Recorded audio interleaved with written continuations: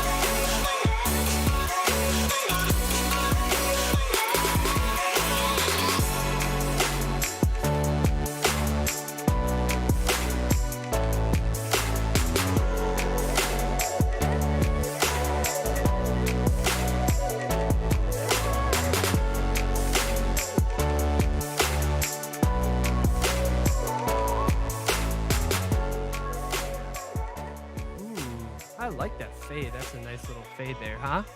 Hey, what's up, everybody? How we doing? Hey, we had somebody who just subscribed to our podcast, which is sweet right off the rip. So thank you, Adam. I'm not gonna say your last name, but that's freaking sweet, man. Hey, I really appreciate that you joined my stream, so that's awesome. We are Your stream. I'm sorry, our stream. That is our stream. I'm just gonna get this started, so let's go. This is the Victorious POD. We are a fantasy football podcast and live stream. We come to you every single week on Thursday nights. Do we have a set designated time? No, not really, but it's generally gonna be around this time. So it's all good. So yeah, I just want to say hello out there to everybody, and I want to say hi to Jack. Jack, say hello to all the beautiful people out there in the internets. Hello, all you beautiful people and you ugly ones. I see you too. It's good to see everybody. Happy to be back. Well, now we are in 2021, and there are no ugly people out there in the world. And if there are, and you say that, you will be canceled immediately. So I want to thank you all for coming nice out. knowing you. Yeah, it's over for us, even before we ever got started. All right, we are the Victorious POD, a fantasy football live stream and podcast. We would like to say thank you to all of our donors, and I'm actually echoing. Hold on one here in a second. I just got to mute myself. All right, we're muted. Okay. Special thanks to all of our donors. You can donate to us at www.streamlabs.com/thevictoriouspod. Special thanks to Levi Oki. He created all of our beautiful artwork that you see here. And yeah, if you're looking to follow Levi Oki, you can find him on Instagram at Levi Oki Illustrations on Instagram. Catch up on chat here real quick. We have the Fantasy Football Hacks podcast saying, "Sup, nerds? What is up?" We will get to you guys here in a little bit for sure. Where I just want to say where you can find us, you can obviously find us here on YouTube every Thursday night, like I stated earlier. You can also find us on all of on all of the popular podcast places. So go there. You can go to www.anchor.fm/the Victorious POD, I believe it is. I don't even know my own website. That's pretty embarrassing. But yeah, go there. You can leave us a voicemail and you can check out everything related to our podcast. Jack, how are we doing this week? I have to ask you, what in the hell is around your neck?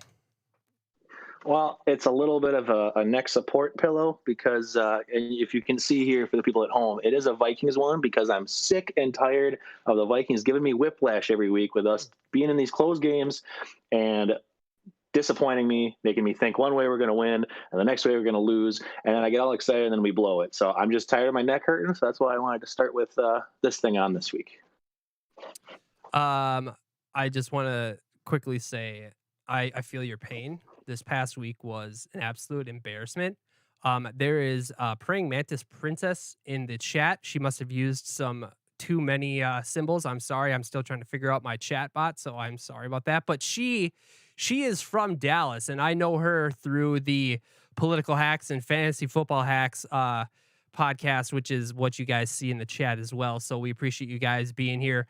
Good game on Sunday night. We got embarrassed, and well, there's no There's no other way to put that. Jack, do you have like any just random thoughts about Sunday night? Like if there's like one or two words that you would want to use about Sunday night's game, what would you say? Pain. Yeah, a lot of pain. It was pretty brutal. Pretty It doesn't just brutal. apply to Sunday night. It just applies to me being a Vikings fan. So it's multi usable. Yeah, I totally agree with you. All right. We are going to be getting into it. We are going to be doing our bits and bytes here. Um, Jack, why don't you start us off with what you are snacking on? Snacking on a little liquid diet here. The limited edition Bush apples. So I'm getting my fruit in here as well as my liquid. So that's going to be my thing for the night. We're in the process of a little. Oh, that sounds good. Little crock pot dinner going on upstairs. So I will be eating after this. Nice. And I decided to actually graduate from beer this week and to drink my sorrows away. I have a nice whiskey soda sitting here in my glass, and I plan on having a couple of these tonight. So it might get a little sloppy towards the end, and well, that's okay. We're just gonna have some fun with it. What is your NFL bit this week, Jack? Well, my mini bit was already just talking about the sadness that is Vikings, but in a little bit more broad NFL topic news, I was just talking about, or wanted to talk about, not just the Vikings game, but a few games this week. This was just the week of the backups. Really, really crazy. We had a lot of games on paper coming into the league the weekend that looked like they'd be very, very easy, clear wins for certain teams. But we had Zach Wilson get knocked out against the Bengals, and out of nowhere, this guy Mike White comes in and throws for 405 yards and 3 touchdowns to beat the at the time #1 seed Cincinnati Bengals, which was crazy.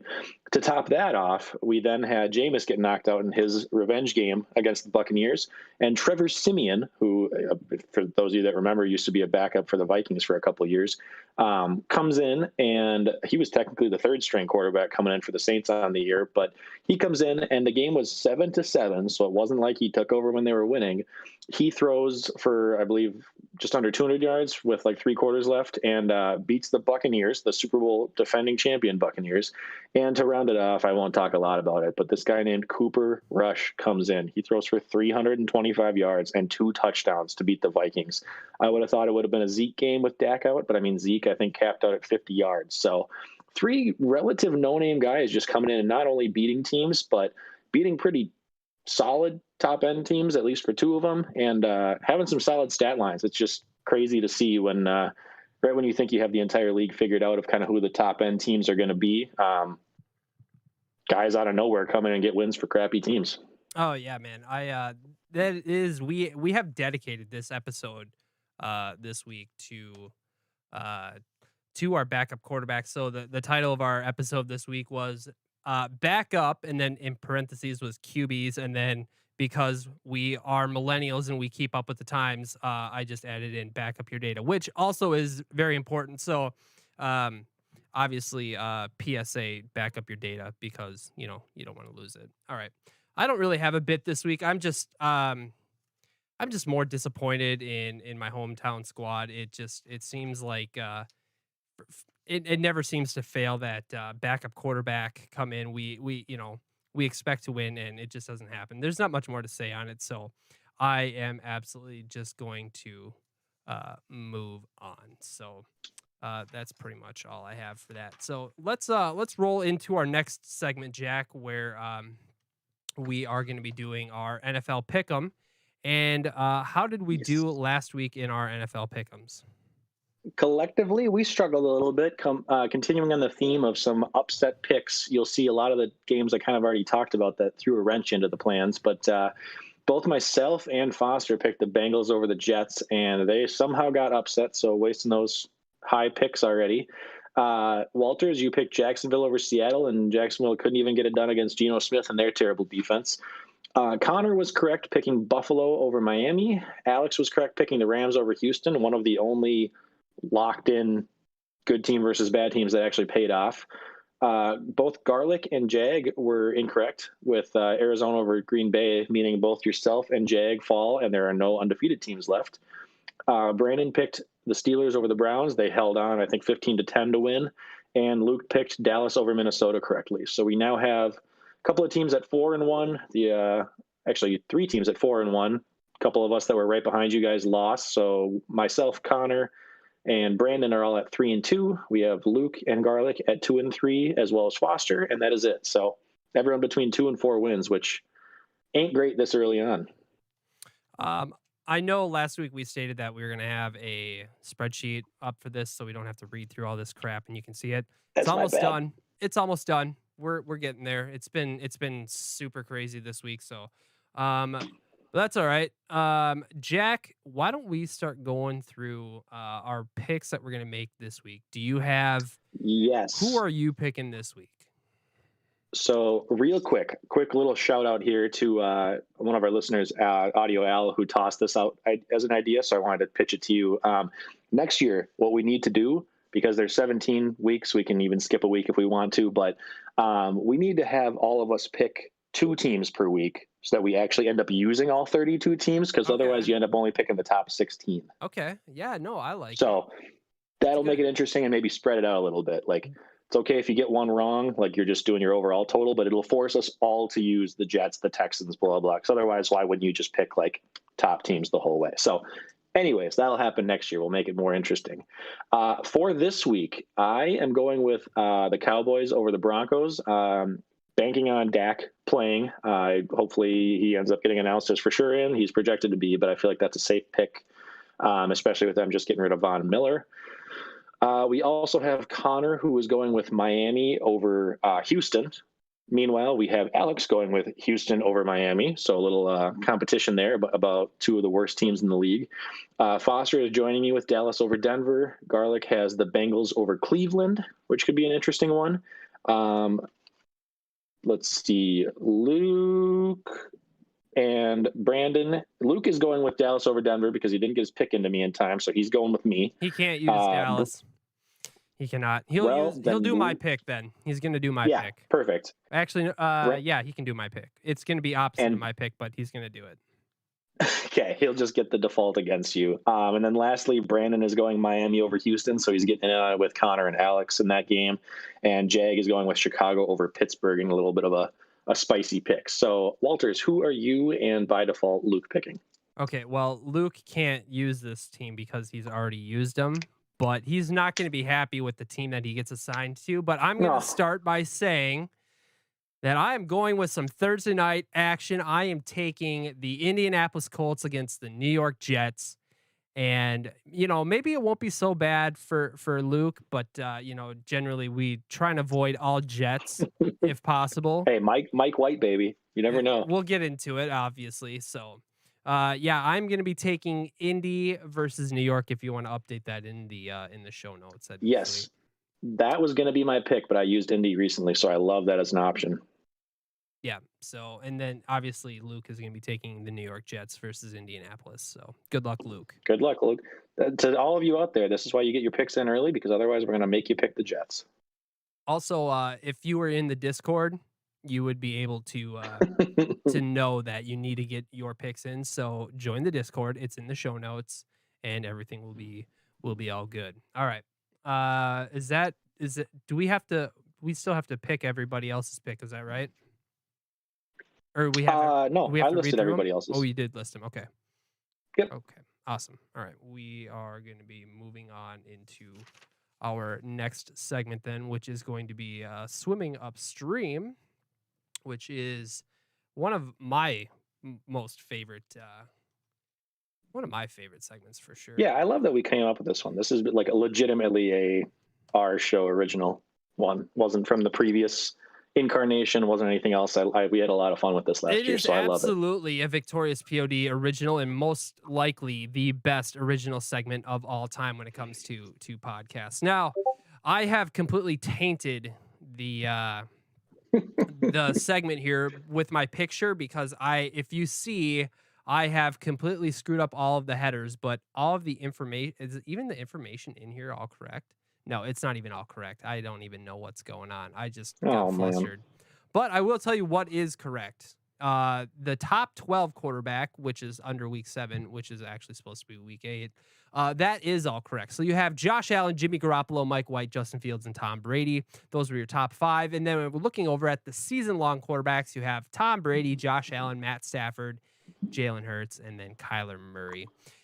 You can see down there sitting in 8th place is the streaming quarterbacks for the victorious POD. So let's go. Let's go. Last week we picked Carson Wentz Wow. and you picked him. Yeah. I mean, well, we did technically pick him, Yeah, but yeah. as a little competition within the competition, we are divided. Yet Carson Wentz is our official pick. I just wanted to see if I can pick somebody against Yeah. you. No, I like that. So, yeah, Carson Wentz got us 18.34 points last week. He was quarterback number 11, and that brings us up, like I said, to quarterback rank 8 on the year. If you followed all of our suggestions, Let's you would go. have, That's huge. yeah. So I think I also stated last week, and you'll see on the chart as well, that we're going to week 14. We Mhm. are not. Just So regular we're season. actually I'm gonna drop it down to week 13. So that will, by week 14, we'll still make a pick, but we won't put it in the record book for like the season long quarterbacks. Just because at week 13, if we stop there, that means everybody by that point should have had, I think everybody should have had a bye week by then, or yeah, because week 14 is the last week for bye weeks. So at week 13, we'll stop with the scoring, so that on week 14, when we report how we did in our season long, all the numbers will absolutely line up, and we should see ourselves in the top 12. Absolutely. So let's Jack, I'm sorry, I'm long-winded here. Why don't we have you pick what is going on for our week 9 streaming quarterback? Who do you got? This is getting tough because there's a lot of really rough quarterbacks this week. There's not a lot that I really wanted to pick. Looking in here, you've got the rookie phenoms with, well, I use phenom loosely, with Justin Fields and Trevor Lawrence. They're going up against top 10 defenses, so I don't love that. There's no fantasy upside with like the Mayfields, Big Bens, Garoppolos, Mac Jones. Mike White, I'm not banking on him doing it twice, even though he does have a good matchup this week. Same with Simeon. I'm not loving the backups. Tyrod Taylor comes back and he gets one of the bottom defenses in Miami, so I think that could be interesting. I'm just skeptical because of his injury, and he seems to get hurt so much when he runs. So he would be my upside pick if you like really need to make some damage. I love the rushing quarterbacks upside, but I am going to go a little bit out of my comfort zone here and going with Tua over Derek Carr, just because Tua is going up against the Houston Texans this week. I think it's going to be an embarrassing show of lack of defense. Tua does run a little bit, but I think he can be maybe pushing for like the low quarterback 1. The Texans do give up the 5th most points against quarterbacks, so hoping for some grossness and some garbage time, and maybe Jalen Waddle taking one to the house for him. Okay. If I would have done, but I don't feel great. If I would have done things correctly, you would have seen our whole list of free agent quarterbacks. Obviously, I screwed up. I must have gotten distracted or so whatever.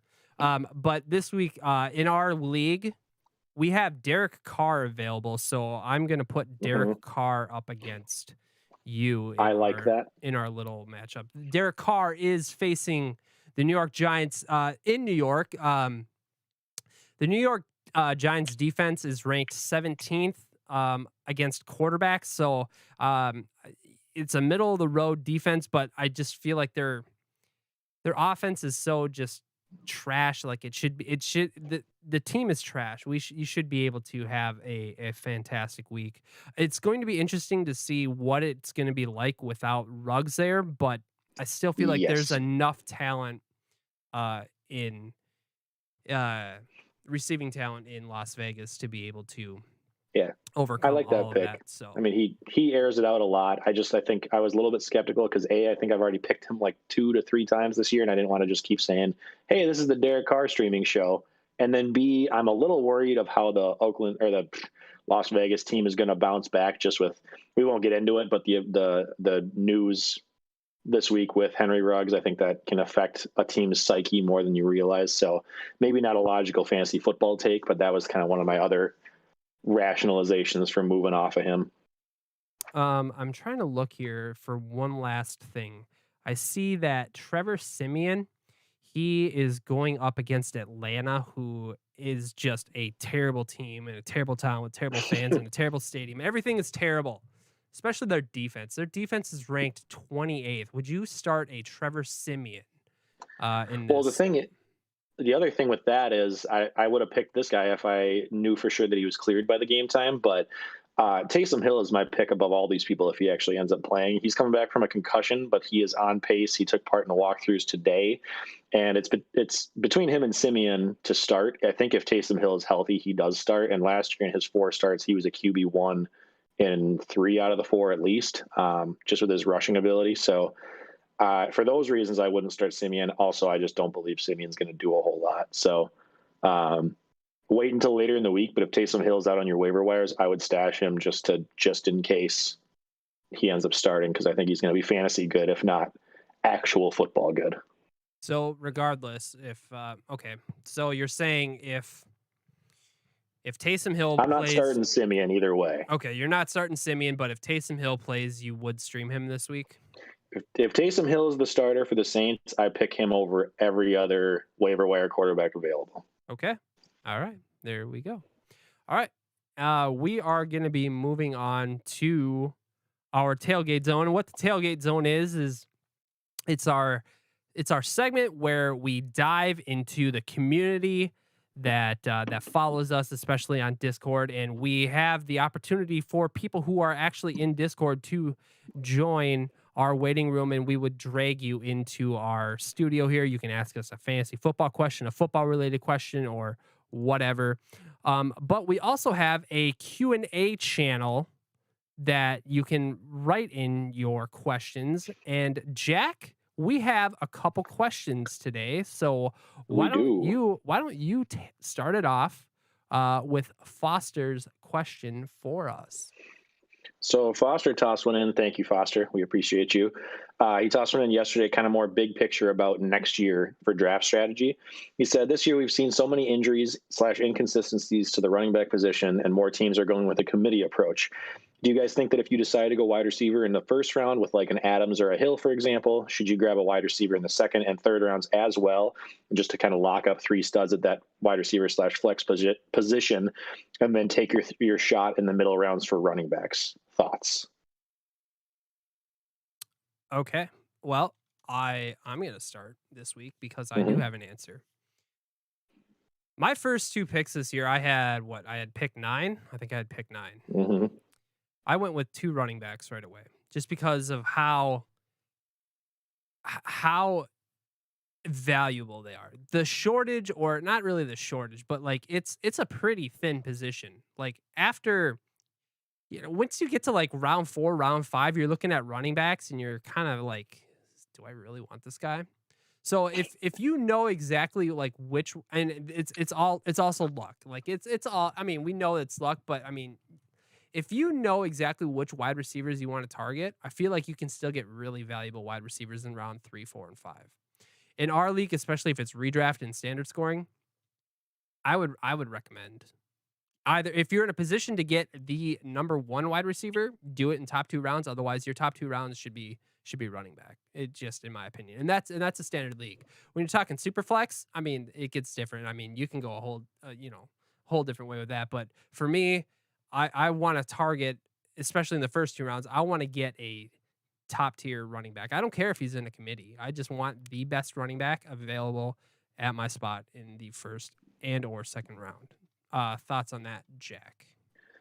Yeah, I totally agree. I've always been more partial to running backs first. I think, like you said it well, if it's a standard league, that makes running backs a lot more valuable to me. PPR kind of bumps some up, but I still think like the top 8 picks roughly this year, only one of them was a receiver in most like consensus leagues. It's really nice to get those stud receivers, but Foster, I was just going to kind of speak from a personal standpoint with one of my other teams. I'm in a 12-team PPR league, full point PPR, and I was at the end of the first round. And granted, I know this is going to sound rough now, But at the start of the season, I started my first three picks with Stephon Diggs. I think I was 11th or 12th pick in the first round. Calvin Ridley coming back, and then Allen Robinson in the third, which all three of them Oh, have been they were top 10 wide receivers last year, and they were yes. all, I think, top five in targets and receptions. So it sounds rough now, but I walked into the league going, I got those three in a PPR league, and I still had pretty good running backs from there.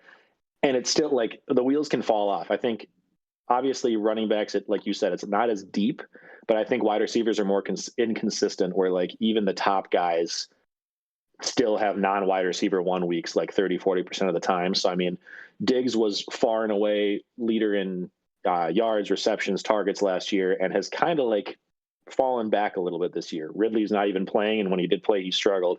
Allen Robinson's been a QB proof guy for years and years, and still can't do it this year. So I think it's tough to just pass on the running backs. I mean, obviously the top guys are still up there, but looking at receivers this year, like even the top five in non PPR leagues, Cooper Kupp was drafted at the end of the fourth in our league. He's wide receiver one. Jamar Chase was drafted. Obviously, he was a surprise, but he was drafted in the sixth round. He's wide receiver two.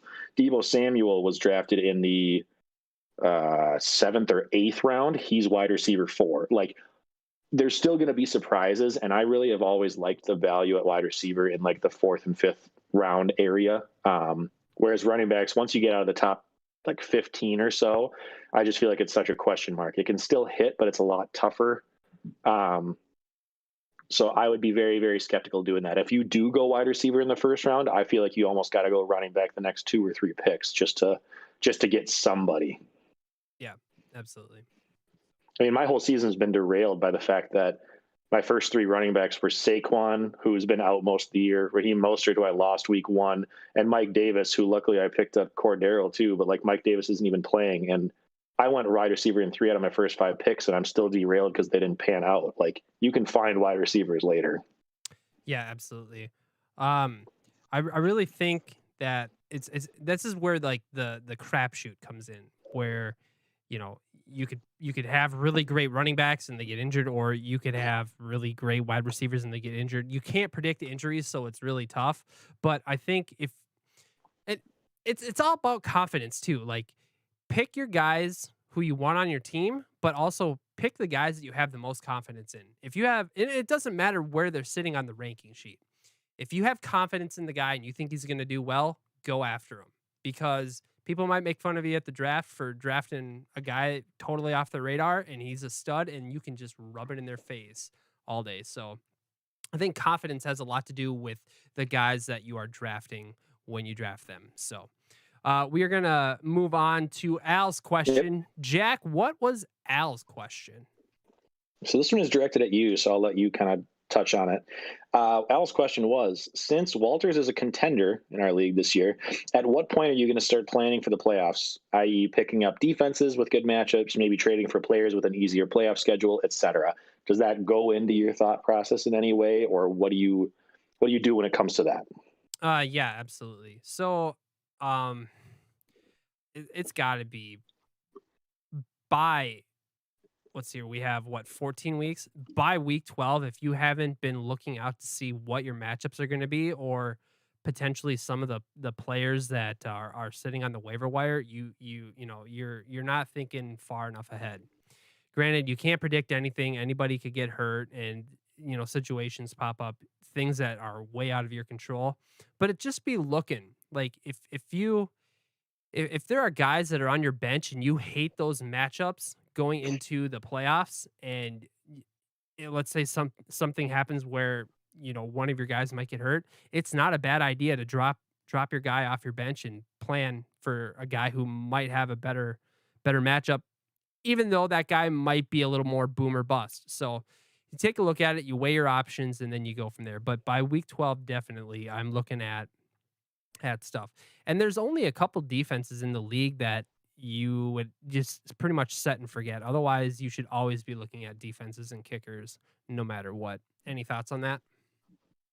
Yeah, I mean, I agree to an extent. I think it definitely depends on what position you're at in your league. I mean, if you're towards the bottom slash middle fighting for a playoff spot, or really anything other than the top couple clear favorites, I don't know that I focus on it as much. I'm just on the mindset of let's just get to the freaking playoffs and we'll worry about it from there.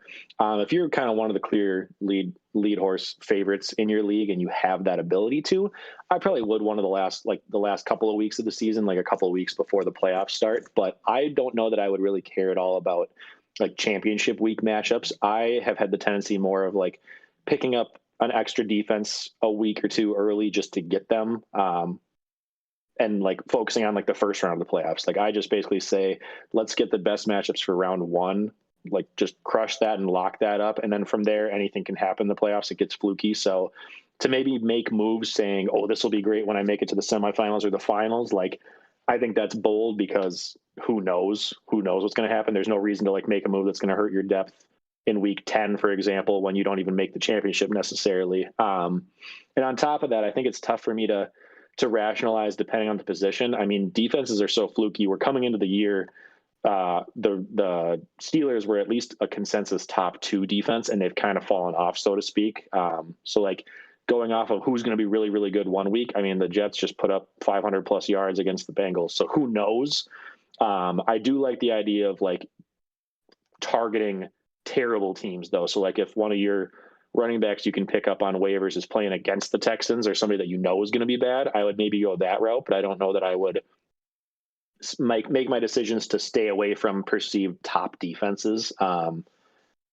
Receivers is fluky, tight ends is fluky. I think quarterback, maybe if you're deciding between like the guy you have who's kind of a borderline quarterback one, maybe you pick up another streamer. Like if like, I don't know, Daniel Jones is playing against the Jets, like maybe you start him over your middle tier guy. But at the end of the day, I'm probably letting this affect my bench more than I'm letting it affect my starters. Because if you're a top end team, you're there for a reason, and your starters are probably why. So just very, very situational, I guess. Long story short. Yeah, that's a great point. Like if you're a lower seed, yeah, you might start that that long shot of a quarterback to maybe have a little bit more boom than your mid tier quarterback. But other than that, yeah, if you're on the top of the tree, you're not really messing with much. So there's a reason why you're on the top of the tree, and that's because you drafted a great team or you've had amazing pickups throughout the year. Okay. We have one more question, and that is from Dubfire33. I don't think it was in the Q&A, or maybe it was. I can't remember. No, No, it was a wasn't. different section. Yeah, it was. He was in the he was, what was the general fantasy chat? Yeah, it was. yep. Yeah. Why don't you go Yeah, ahead and so read that one off? he has had first dibs on his waiver. I know a lot of people's waivers have already ran through, but just for kind of projection wise, he had first dibs on his waiver and was trying to decide whether to pick up Jeremy McNichols or Adrian Peterson, the recent signing of the Titans. Both of them in contention to replace Derrick Henry. So you, I believe, referred to or suggested McNichols. I went the AP route. I don't know if you have any quick thoughts on that. We don't have to get into it a ton, but Okay, first thing, AP is old. I don't care if he was the greatest running back ever. He hasn't been in the league. He might have been working out, but AP is old, and there's no way that Adrian Peterson is going to be able to handle the workload that that Derrick Henry had. And I don't think anybody expects to, but I even though they have the same running style, they're not going to be able to keep pounding and pounding because of how many miles AP has on his legs. They're going to be sprinkling both of them in. And I think McNichols has fresher legs. He has more skill at this point in his career, athletically. And he is the pass catching back, which Ryan Tannehill is going to have to be able to adjust his game to. Ryan Tannehill is going to be check down Charlie a lot for the rest of the season to be able to try and open up those deep shots. In fact, I personally, like, I see without Derrick Henry, I see the rest of the Tennessee Titans offense just completely struggling. It's a different take. We don't have to get deep into that, but I just like McNichols more of the fact because he's younger, he has fresher legs, he's been doing the NFL thing for all season. Actually, I mean, I don't know. So, any thoughts on that, or why would you go Adrian Peterson over McNichols?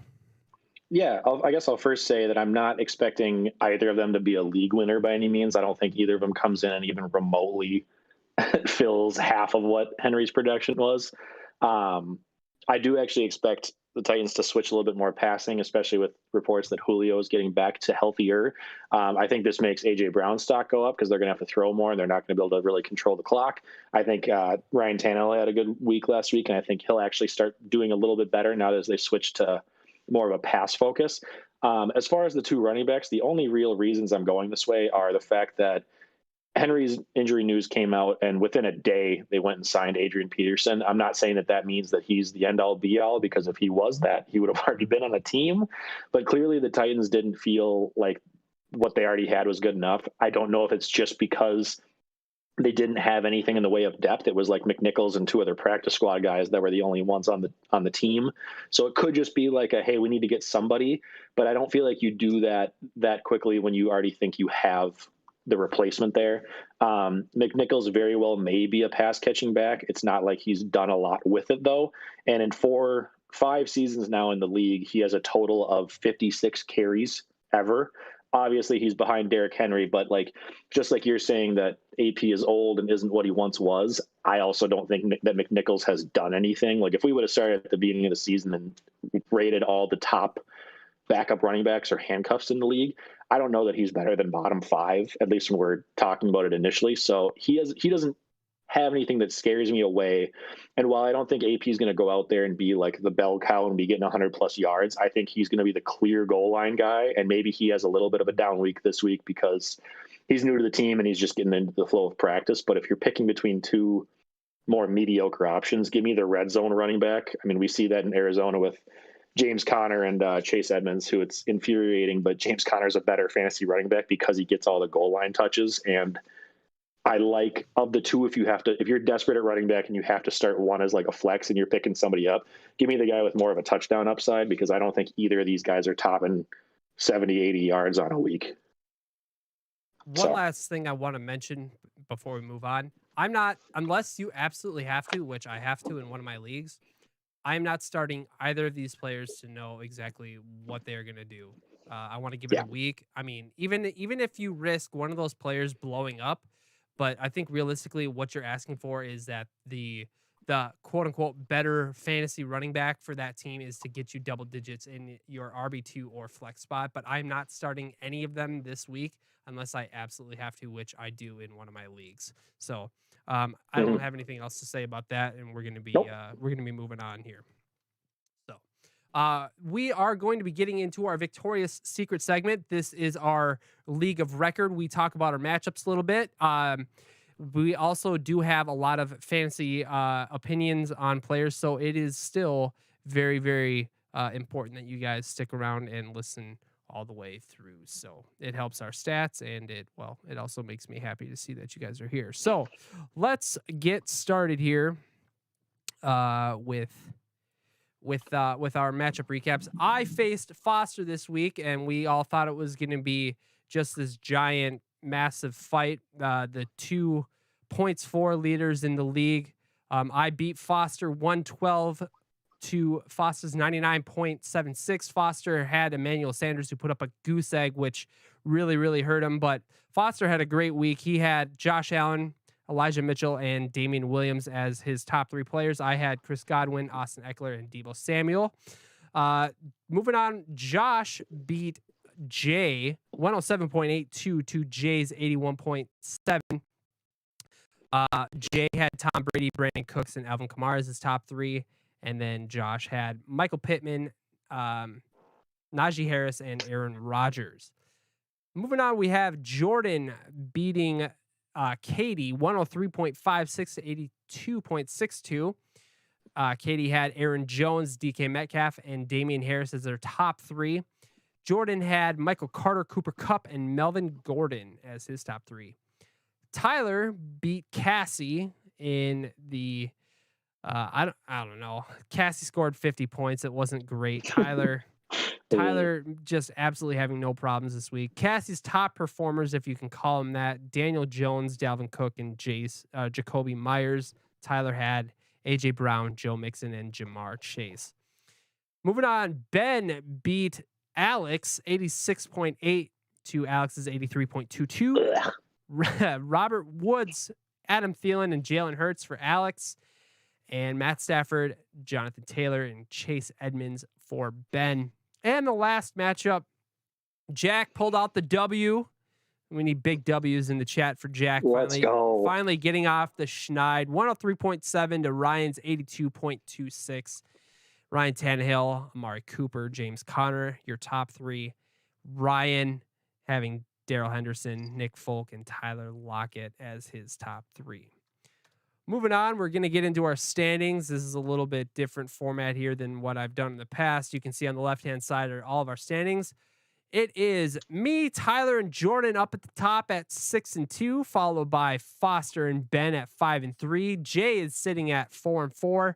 Josh is at 4-4 as well.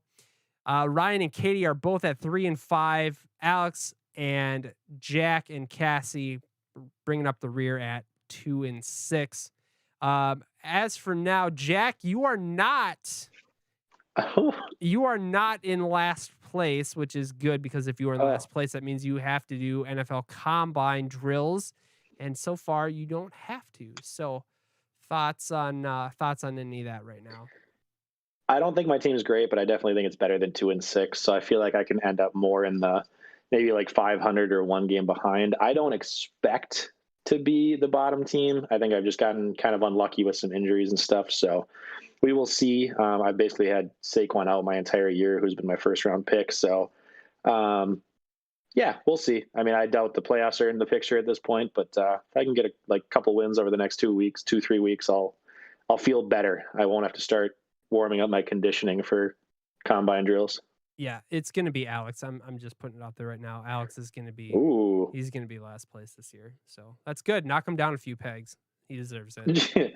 So I feel like I'd have to pick maybe Katie, just because I feel like every week I look, she hasn't had her lineup set, and I'm worried if she's not picking up guys she's kind of getting like whoever's left over after waivers clear. So a little bit of a dark horse. She's currently like only in 9th, but that'd be my pick over Alex. Okay, we're gonna get moving on here. So next one, we have our pickups of the week, and I just quickly want to go over it. Rob Gronkowski was picked up by me for $57. Jeremy McNichols, what's so funny? Oh, just the whole context of it. We don't have to get into it, but it's funny to me. Okay, all right. Jeremy McNichols, $55, added by Jay. Adrian Peterson for $52. Ryan, let's see here. Let's see. Taysom Hill was picked up for $21 by Jordan. Let's see here. And then Josh had a Jared Cook for $7. Okay. Any thoughts on any of that? No, makes sense. I mean, I'm a little bit surprised on how much McNichols was picked up for with the AP news, but yeah, I mean, there's not a lot of people left. There's no real reason to keep your fab. So go get the guys that have any possible shot of becoming anything. To note, I had to spend that amount of money to get Rob Gronkowski back on my team because Ben spent $31, but I knew that there was going to be somebody who spent a lot. I know, like looking back at it, I know I spent way too much, but I knew that I was going to have to do that, so I'm fine. And where I'm sitting at on my team right now, I think it's just going to be okay. So not a big deal. All right, let's move on here before our matchups matchup previews get going here. So just gotta do this here real quick. Let's do that. Okay. And I want to do this. Give me a second here. Okay. That should be good. All right. Our first matchup, we have Tyler versus Jay. Tyler currently is projected 98.1 to Jay's 85.3. Do you see anything that is exciting or concerning to you with our matchups?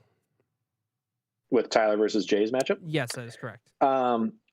I feel like that's one of the lowest point totals Tyler's had in a long time. So if he does end up with that, it gives Jay a shot. I don't know why Jay's is so low. He's only missing a defense at this point, but possibly not having James Robinson is really, really tough for him. You got to hope that he comes back.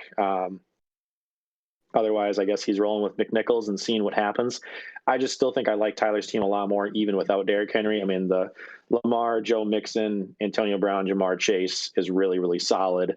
I don't know that I believe Boston Scott is going to end up doing anything like he did last week. It was a surprise with him and Jordan Howard. So I think between Boston Scott and Jeremy McNichols, that's probably my X factor of can either of these two perennial backups actually take over. If one of them scores 10 plus, I think that'll kind of dictate who wins the game here.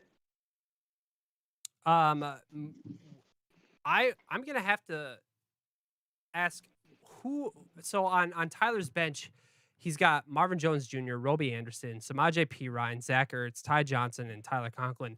Would you play any of those players over Boston Scott? I mean, I'm not starting two tight ends likely. Marvin Jones, maybe just because they'll be behind, but Trevor Lawrence has kind of looked pretty inept at like getting Marvin Jones the ball, so he's kind of a dart throw. And Anderson's just looked terrible this year, so probably not. I think you got to kind of chase the points, and the Eagles seem to give Boston Scott the touches. I mean, I think he had 12 carries last week, and he's known as being a pretty good receiving back. So I'd probably roll with him. Don't love it against the Chargers, but it's not the worst as far as a flex upside goes. I would not play Marvin Jones this week since they are facing Buffalo, whose defense is ridiculous. But there is an upside to Marvin Jones. He is he is getting a lot of targets. The last 3 games, he's received 6, 10, and 7. So that's encouraging that they're throwing him the ball. I don't have any faith in Trevor Lawrence. I never have. I don't know why I picked him last week. I was dumb. I'll never do it again. But he's being targeted. So that's something to think about because in fantasy football, you definitely want the volume, and he is getting a bunch of it. It's just unfortunate that Marvin Jones Jr. is not turning those targets into meaningful yards and scores. I don't have anything else that I want to talk about in this matchup. No. We're going to be moving on to our next one here. And before we do move on, we have Lexi in the chat asking us, do you think Najee Harris is deserving of Rookie of the Year? And is our league PPR? Our league is not PPR. It is standard scoring. You do not get any points per reception here. So, but Najee Harris, Rookie of the Year, yes or no, Jack? I mean, he's one of the top two. I feel like I still would probably give it to Jamar Chase just because of how dominant he's been. Pulling up the stats here, Najee had 356 rushing yards, 124 receiving yards, and 4 touchdowns in 4 games, which is pretty solid. But he's doing it on a lot of touches, whereas Jamar Chase, let's see, what did he do? 21 receptions across 4 games with 489 receiving yards and 3 touchdowns. So pretty close as far as the yardage totals go, but I think Jamar's just had more of an impact with a lot less touches. So I believe Jamar won September. I would probably have still picked him in October, but Najee is the clear 1B to Jamar's 1A at this point. No other rookies are really doing anything. I would agree. For fantasy, he's got 121 points. He's position ranked number 2 of all wide receivers. I know that they don't care about that in the NFL. I'd have to see how many yards he has compared to every other wide receiver out there, especially rookies. But he has 38 receptions for 786 yards already, and we're just barely past the halfway point. So a lot of good things I feel like coming for Jamar Chase, and he would be my favorite as well. All right, we are going to be moving on. Yep, we are moving on to Foster versus Katie. And I don't know why it hasn't changed. Go. Did it not do it? Oh, I know what I did. Okay, there we go. I know what I did. I screwed it up. All right, Foster versus Katie. Here we go. Foster. Oh, they've already started. That sucks. Okay, so looking here at Foster versus Katie right now. Foster is projected 102 to Katie 76. Katie doesn't have a lineup set. Is there anything that you're looking at in this matchup that is concerning or exciting to you? Yeah, looking at Katie's, I mean, she's missing her wide receiver in Metcalf, who's one of her top guys, and TJ Hawkinson. I love her running backs, Aaron Jones and Damian Harris. Damian especially has been looking real good lately, and I think Aaron Jones is going to have to be the guy because Rodgers is out this week. So expect those two to kind of carry the load. I don't love Pollard as a flex. I think she's got to hope that Julio Jones starts so she can sub him in for Metcalf. You got 2 kickers on your team. Why are you benching Justin Tucker? You don't have a tight end, so I mean, she didn't pick up a tight end in waivers. She could have made a play for Gronk. She could have outbid you, and she didn't. So I feel like I'm just concerned that she's not checking on when waivers go through. But because of that, and because of not really having a tight end as an option that's probably projected for more than 4 points on the waivers, I'm going to go with Foster. I really like his team still. He's starting two more kind of waiver wire heroes of Elijah Mitchell and Damian Williams, but they've both been getting the job done. Devontae takes a hit, obviously, with no Aaron Rodgers, but I think Josh Allen's going to light up the Jaguars, and that stack with him and Emmanuel Sanders is going to be good, especially because I believe Cole Beasley is questionable for the week. So because of that, Foster easily for me, unfortunately. I think he's going to bounce back after a tough loss to you last week, and that's kind of what I'm looking at. All right. I agree. Foster all the way. Looking at some of the matchups here, nothing's really super exciting. I see that Clyde Edwards-Helaire is back. I might start him over Devontae Parker for Foster. But Well, he'll be able to sub him in over Damian Williams if he does start. Oh yeah, okay, yeah, Because they're that's the right. same Or team, Darrell, so yeah, Darrell Williams, yeah. Darrell. Yeah, it's I make that mistake all the time as well. Katie is going to be playing Julio off her bench most likely, and I would have to guess that she's also going to go with Rondale. It's between Rondale and AJ Dillon in her flex. So no, Or Tony Pollard, who's she currently got there. Pollard. Yeah. Okay. All right. Well, whatever. All right, we're moving on here. We've got our next matchup coming up. It's gonna be Jordan versus Ryan. This one here, I don't know why. Oh, it's probably because they Katie or Foster had a player going, so that's why they have the different one. So the previews are still good for this matchup. Cool. I like that. Jordan versus Ryan. Right now, Jordan's projected 79, Ryan's projected 96. Yikes. Thoughts, concerns? It's going to be a lot closer than it looks. Taysom Hill's Jordan's quarterback right now, and he's projected for 3, which is incorrect. So they probably just haven't updated it from Jameis being out and him not being the starter. Taysom did practice in full today, is what I'm reading. So, I mean, he's on track. I don't think there's a chance they start Simeon over him. I think Sean Payton loved Taysom Hill last year. So if he starts, I think Taysom's got 20-plus point upside. I think that brings it a lot closer. Kyler Murray, I believe, is also questionable after his injury last week. So I think the quarterback battle is the big one to watch. If Kyler doesn't play, I think I give it to Jordan pretty easily, especially with Taysom having the upside. But otherwise, I do like Ryan's running backs a lot more, but I like Jordan's receivers a lot more. Their tight ends are a wash, and I like Jordan's flex. So I'm going to go with the upset technically at this point with Jordan. I just think he's making the smart fantasy decisions that aren't based on projections necessarily. As of right now, Christian McCaffrey is limited in practice, and he does have projected points.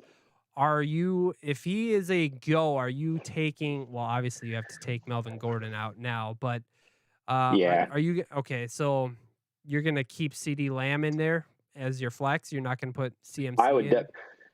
If you got to look at it as who you're starting between CeeDee Lamb and Melvin Gordon, and I would definitely start CeeDee over Melvin Gordon, especially last week. CeeDee's like a top, what is he, wide receiver 12 on the year? Yeah, so I'd be starting him and taking Gordon out. I think the closer choice would have been between Gordon and Michael Carter, but after how Michael Carter looked last week and getting the majority of the touches, 15 carries for 77 yards and 9 receptions on 14 targets for 95 yards, I think he made the right call. It's just whether or not the Jets offense can sustain 2 weeks of productivity. So I would wait until Sunday morning and then sub McCaffrey in for Gordon if I were Jordan.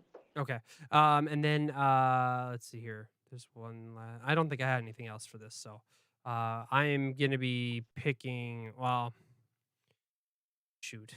I'm picking Jordan. I'm just going to pick Jordan on this matchup. So that's what I got. All right, moving on to our next matchup. We have Alex versus Cassie. Again, the score or the things are goofy. I don't know why. It's frustrating. I hate that they do that.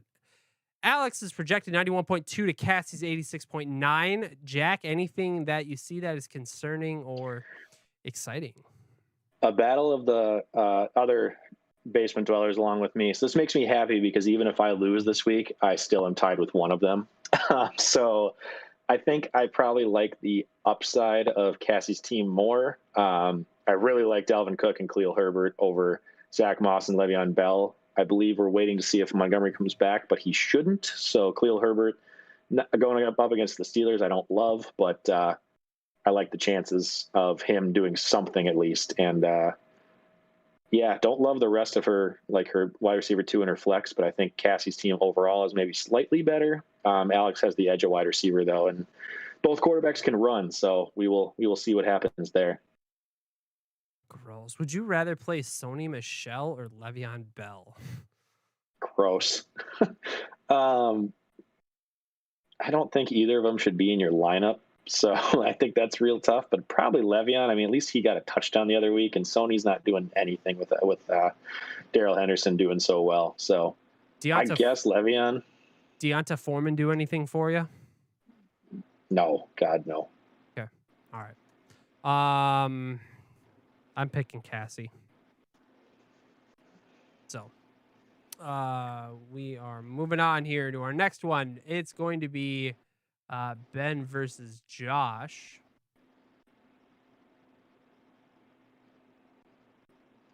And that matchup is also in progress right now. So let's hear Jack. What do you think? We've got Ben is projected 98.4 to Josh's 99.8 currently. So what do you see in this matchup that you like, you don't like? What's going on? Yeah, I mean, tonight's game is going to tell a lot whether Jonathan Taylor or Michael Pittman gets the offensive work here. We just saw just a minute ago, Nyheim Hines took it to the house for 34 yards. So heartbreak for Ben that it didn't go to Jonathan Taylor, but I expect them to be up and probably running the ball a lot with Taylor primarily. So I'd probably give him the edge slightly in tonight's players at least. But I don't know. I think Josh Jacobs could have a better game as a surprise this week against the Giants just because of how rough they've been. And Tyreek's had a couple of pretty solid weeks lately, so I think he's another good option. I just don't know how Carson Wentz is going to do. I think the big factor for me, long story short, is going to be coming out of tonight's game. I think we will know pretty clearly who's going to win. It's just whether or not Carson Wentz feeds Michael Pittman because Josh has the stack going right now. So I think if that happens, it's going to be really tough for Ben. But if they end up with, Carson getting 15 to 17 and Michael Pittman getting 10 or less, I think Ben's going to take this one easily. Yeah, I would have to agree with that. I do love that Michael Pittman Carson Wentz stack though. I mean, that's really a really good stack. I love it a lot. I'm going to pick Ben in this one. I don't really see anything that is worth talking about, so I think we're just going to be moving on. Yeah. So we are coming up to our final matchup, which is me versus Jack, Battle of the Hosts. Battle of the Hosts. Hosts.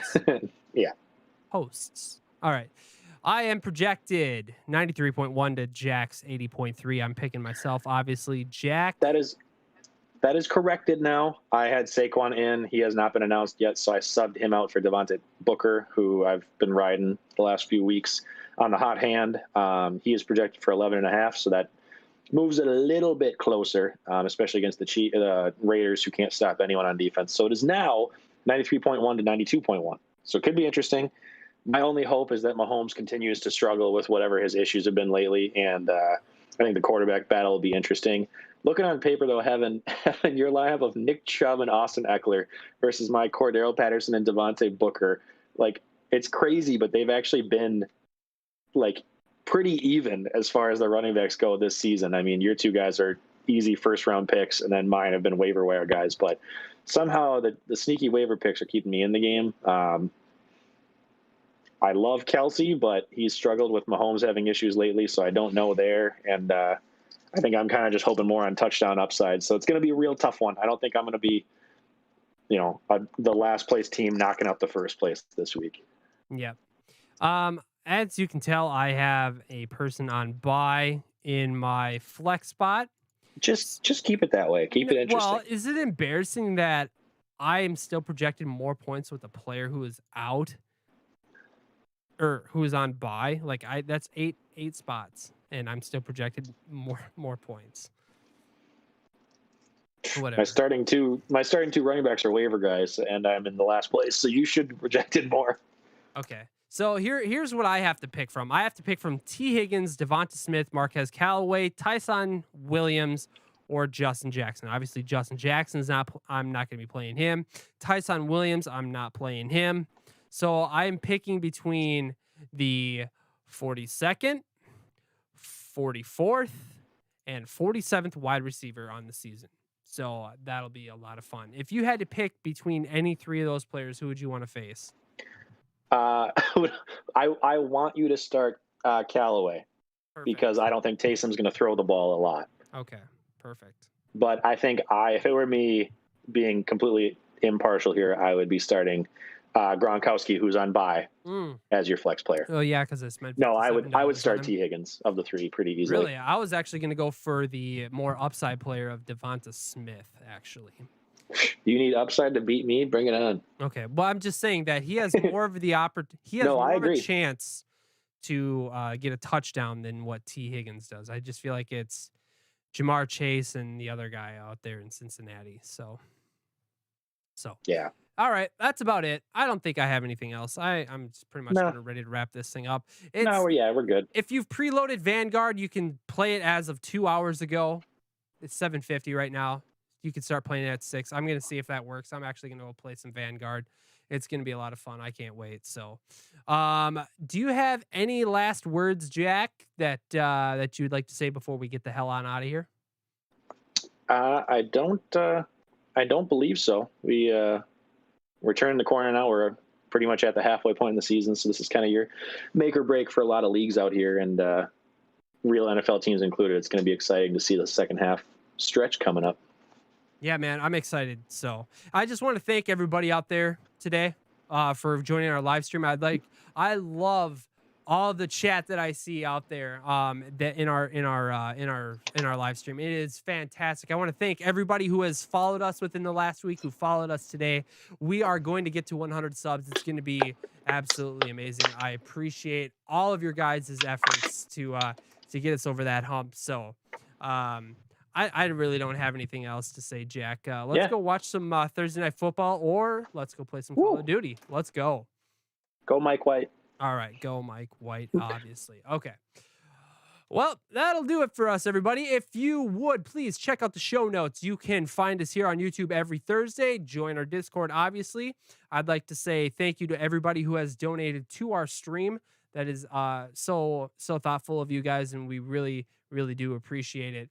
Please be sure to join our Discord and interact with us. That is the best way to interact with us. And you can also check out all of our social medias, and the social media handles are in the show notes as well. For the Victorious POD, I am Walters. I am signing off. Jack, have a great night, man. You too. Bye. Goodbye.